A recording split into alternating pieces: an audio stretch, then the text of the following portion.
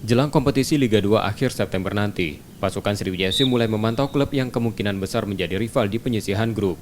Tim asuhan Nilmaizer kemungkinan besar berada satu grup dengan sesama kontestan asal Pulau Sumatera, seperti PSMS Medan, Semen Padang, PSPS Riau, AS Abadi Tiga Naga, dan Muba Bubble United. Melihat hal ini, pelatih Sriwijaya FC Nilmaizer tidak terlalu khawatir dengan bakal lawan timnya. Hanya ia meminta pasukannya tidak meremehkan siapapun lawan yang dihadapi. Iya, ini menarik ya. Sumatera di satu grup semua ya. Buat saya sih kita harus siap itu aja.